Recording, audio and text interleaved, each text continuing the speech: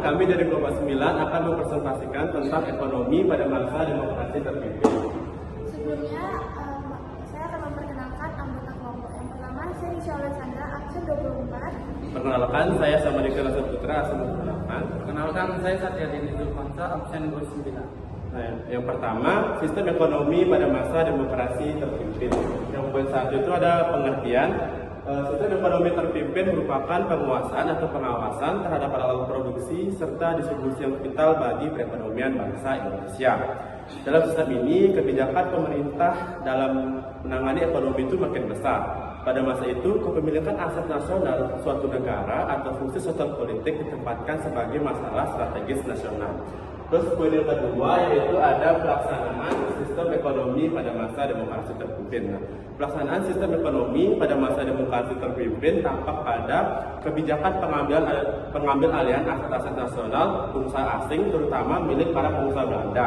Nah, dalam perencanaannya pemerintah menargetkan menasionalisasi 80% aset-aset perusahaan. Nah, dalam pelaksanaannya pemerintah diperkirakan hanya mampu menasionalisasi 20% aset.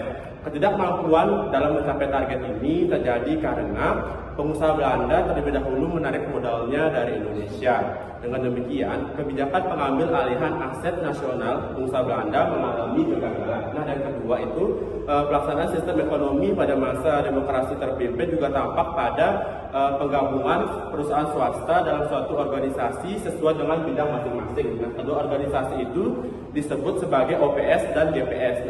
OPS itu artinya organisasi perusahaan sejenis, sedangkan GPS itu gabungan perusahaan sejenis. Nah, kedua organisasi ini bertugas sebagai mengalokasikan bahan baku, yang kedua ada perundingan, yang ketiga kontrak-kontrak perburuhan, serta pengumpulan sumbangan sukarela untuk masa revolusi. Terus yang poin ketiga itu ada penerapan. Penerapan sistem ekonomi pada masa demokrasi terpimpin tampak pada program pembangunan nasional semesta berencana. Nah, dalam program yang dicanangkan oleh Presiden Soekarno ini, pemerintah berupaya memaksimalkan peran BUMN.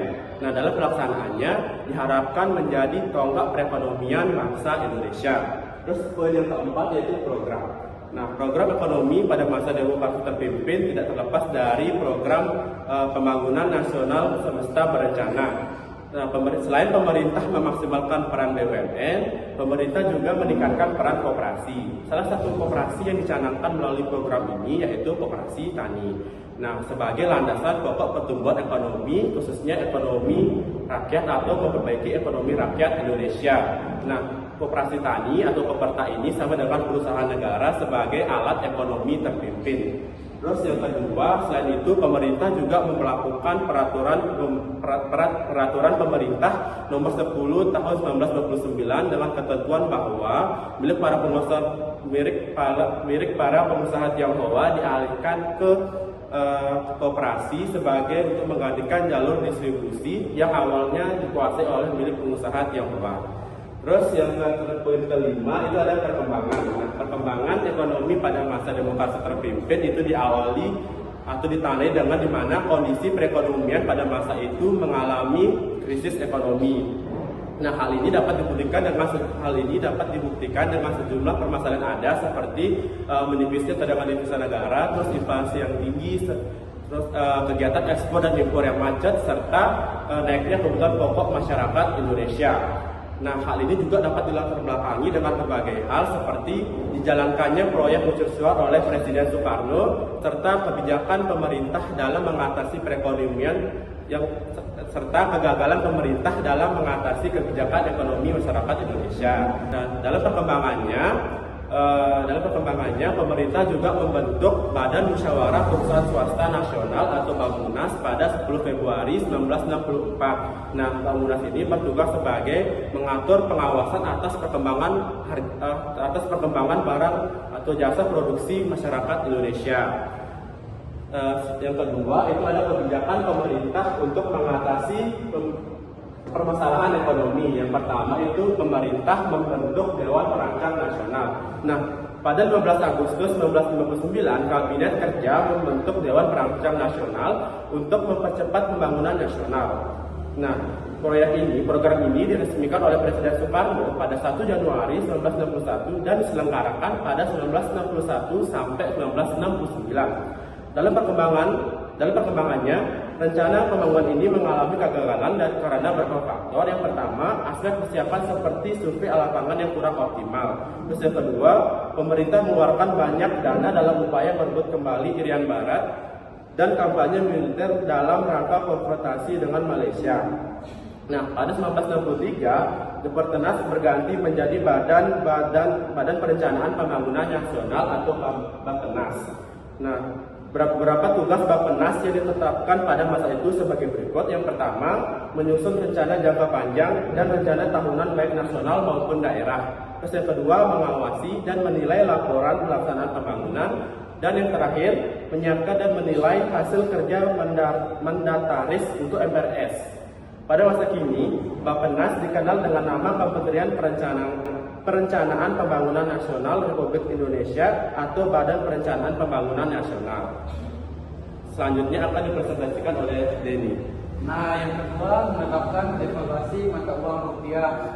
Devaluasi mata uang rupiah pada 25 Agustus 1959, pemerintah menetapkan Peraturan Pemerintah Pengganti Undang-Undang Nomor 2 Tahun 1959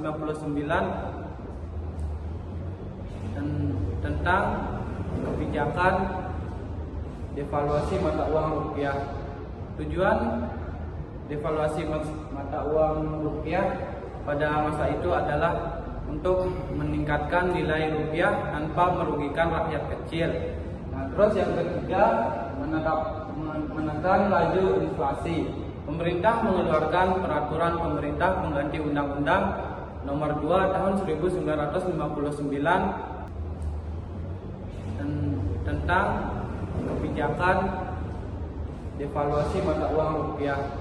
Tujuan devaluasi mata uang rupiah pada masa itu adalah untuk meningkatkan nilai rupiah tanpa merugikan rakyat kecil.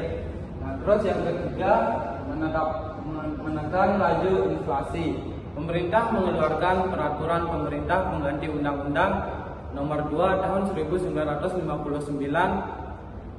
tentang penurunan nilai rupiah uang kertas 500 dan 1 juta.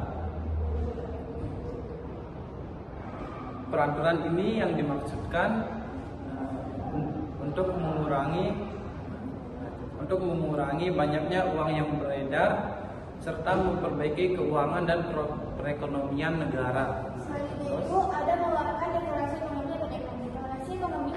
Deklarasi ekonomi diresmikan Presiden Soekarno pada 28 Maret 1963 dengan tujuan sebagai berikut. Yang pertama, menciptakan ekonomi yang bersifat nasional, demokratis, dan terbebas dari sisa-sisa sentralisme. Yang kedua, mencapai tahap ekonomi sosialis Indonesia dengan cara terpimpin. Selain itu, ada mengelola dana revolusi. Kebijakan dana revolusi dapat menyebabkan utang-utang negara semakin meningkat, sedangkan sebaliknya kegiatan ekspor semakin menurun. Selain itu, pemberian fasilitas alokasi kredit kepada perseorangan atau perusahaan dengan bunga tertentu dapat mengakibatkan menimbulkan kekacauan di bidang keuangan negara. Dengan demikian, tingkat inflasi semakin tidak terkendali.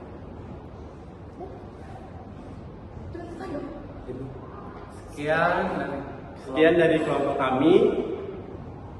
Terima kasih. Terima kasih. Terima kasih.